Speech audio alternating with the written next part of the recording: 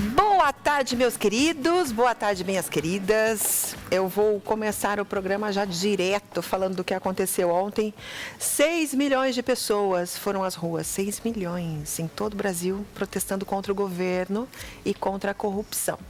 E essa foi a maior movimentação política desde as diretas já, que reivindicava na época por eleições presidenciais em 1983 e 84.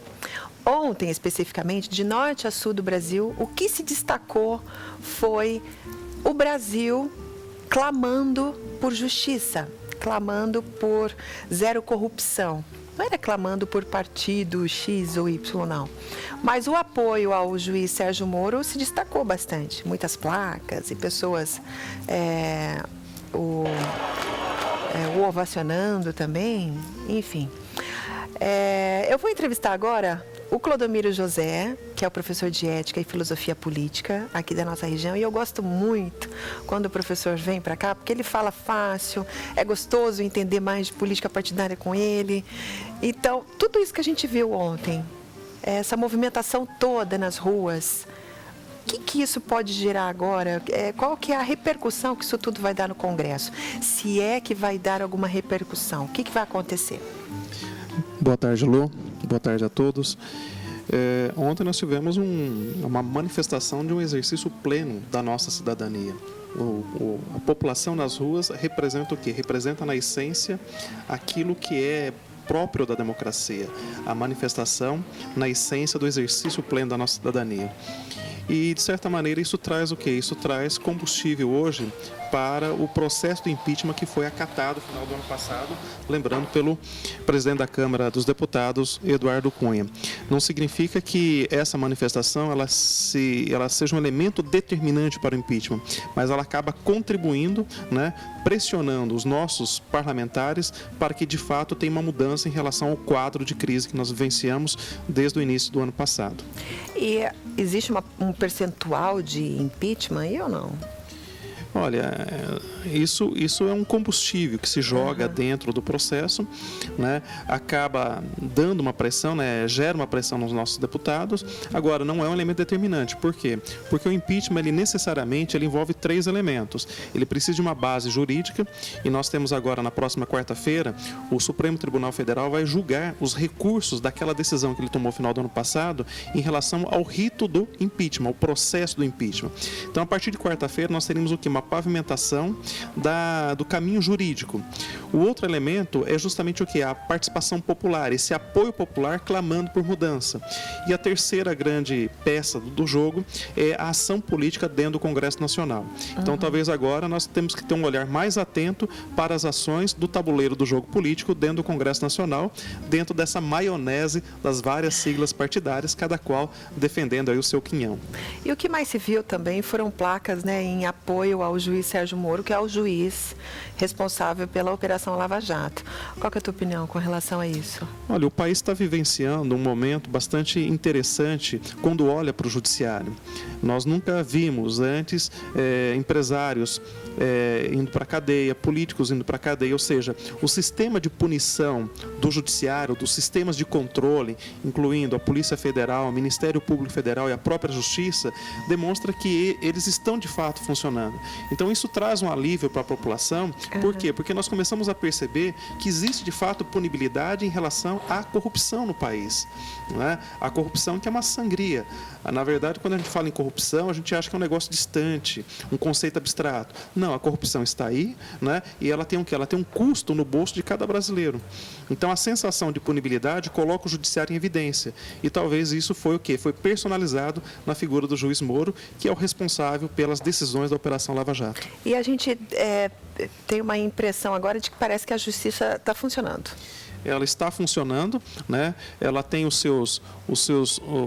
como que eu posso dizer, as suas divisões internas, né? As decisões do judiciário não são decisões plenamente objetivas, elas têm o quê? Elas têm contestações internas na base do próprio judiciário, e isso muitas vezes, Lu, acaba o quê? Jogando para a população argumentos jurídicos para defender essa polaridade de um lado e de outro, ou seja, PT de um lado, a oposição de outro. Então você acaba o quê? Fomentando para dar à população, que está praticamente polarizada, argumentos jurídicos para defender a sua bandeira ideológica, né? Agora, em linhas gerais, o judiciário tem sim ocupado um papel bastante relevante e de grande destaque para a sociedade. Até porque, se a gente olha num quadro geral, o sistema político brasileiro está travado. Ele não consegue mais responder às demandas da sociedade brasileira. E muita dessas demandas, muitas vezes, é respondida e assegurada pelo próprio judiciário. Aí o Aécio Neves deu uma entrevista, Aécio Neves, né? Não é Neves, não, é Neves. Ele deu uma entrevista falando que o Brasil precisava de se transformar num parlamentarismo em 2018. Explica pra gente o que seria isso, se isso também seria bom ou não. Olha, de maneira bem rápida, o parlamentarismo é um sistema de governo.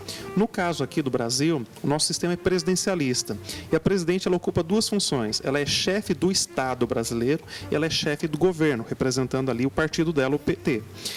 No parlamentarismo, haveria uma divisão dessas duas funções. Então, no caso, existe aí toda uma discussão hoje em Brasília, dizendo que se nós tomarmos o caminho do parlamentarismo, a presidente Dilma ficaria até 2018, mas apenas como o quê? Chefe de Estado.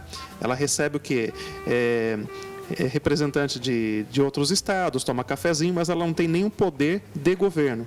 O poder de governo, o chefe de governo, seria exercido por um primeiro-ministro que estaria sendo definido, né, votado de forma indireta pelo Congresso Nacional.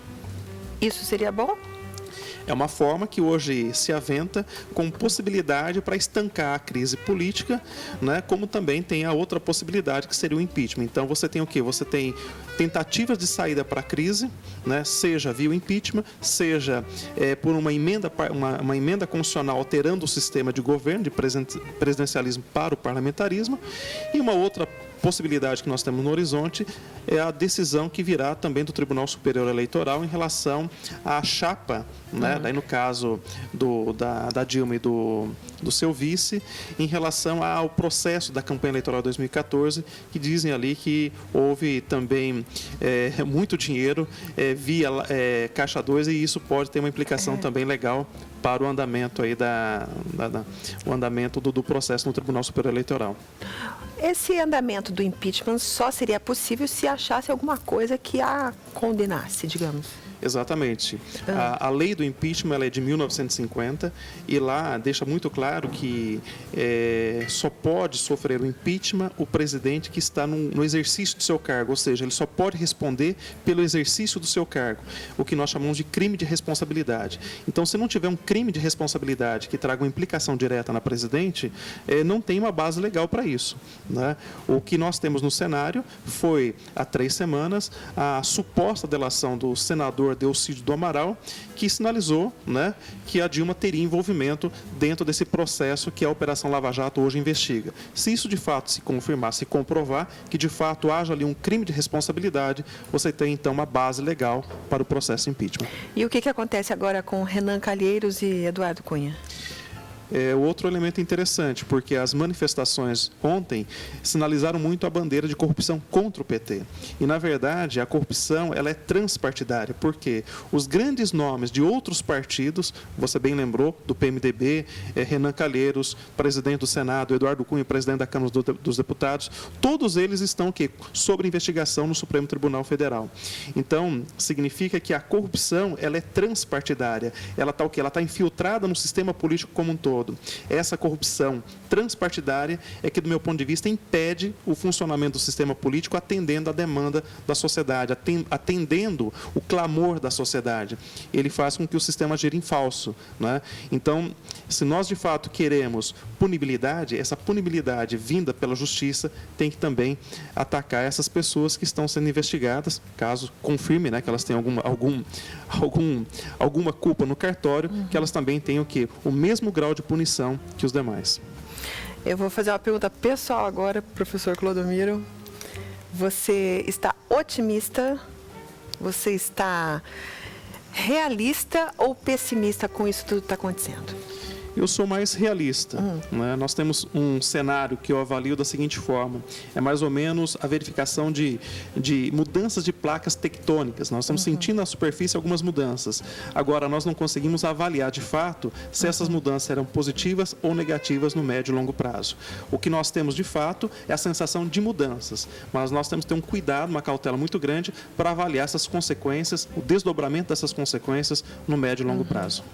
Bom, daqui uns dias o professor volta e a gente vai continuar conversando a respeito, né? Tem muita coisa para acontecer ainda, né? Com certeza. A política está bastante aquecida, ela está fora da sua estaca normal, está aquecida e, consequentemente, nós teremos aí nos próximos dias muitas outras informações, sobretudo aquelas oriundas da Operação Lava Jato, que tem uma influência direta hoje na demarcação do jogo político no país. Perfeito. Obrigada, Clodomiro. É sempre um prazer te receber. Obrigada. Eu que agradeço. Boa tarde. Olha, a nossa bandeira aqui não é de nenhum partido, tá? Nenhum. Mesmo. Nós somos a favor do Brasil e o nosso partido é o Brasil. Então, para você que às vezes coloca lá no Facebook da gente, né, coisas relacionadas, nós não estamos levantando bandeira de partido nenhum. Tanto é que as fotos que nós colocamos é foto do Brasil. O que a gente clama é realmente por um progresso, apesar de agora não ser o momento de um progresso. Agora é o momento de ordem, é a gente arrumar a nossa casa. O nosso Brasil está todo bagunçado, gente. É como a sala, uma cozinha, depois que você faz almoço e fica aquele monte de roupa suja, de louça suja, lá na sua lavanderia, aquele monte de roupa suja. A gente tem que lavar tudo, estender tudo no varal, esperar secar, passar uma roupa e depois guardar no armário. É isso que o Brasil precisa. O Brasil precisa de uma boa de uma faxina. E não é só um partido ou outro, são várias pessoas de vários partidos, vários corruptos espalhados pelo Brasil. E se a gente pudesse ter uma vassoura para limpar essa faxina toda, a gente faria isso. Mas hoje nós estamos de mãos atadas e o que nós podemos fazer é ir às ruas e clamar por um Brasil melhor. Independente do partido que seja. Na minha visão inocente da coisa, eu adoraria que o Brasil não tivesse partido nenhum, não sei nem se isso seria possível, mas que o Brasil tivesse um líder, um representante que lutasse pelos direitos de todos nós como um todo. É isso que eu clamo, é por isso que eu oro e peço a Deus para que coloque líderes realmente capacitados e que amem a população, assim como nós amamos o nosso próximo, assim como nós amamos um filho, um pai, uma mãe, um marido, uma esposa, entendeu? Então faça a sua parte também, vá às ruas, independente de placa, de partido, vá às ruas lutar por um Brasil melhor. É esse o nosso papel enquanto cidadão, porque enquanto a gente não abrir a nossa boca, nada vai ser feito, tá bom? Obrigada, professor.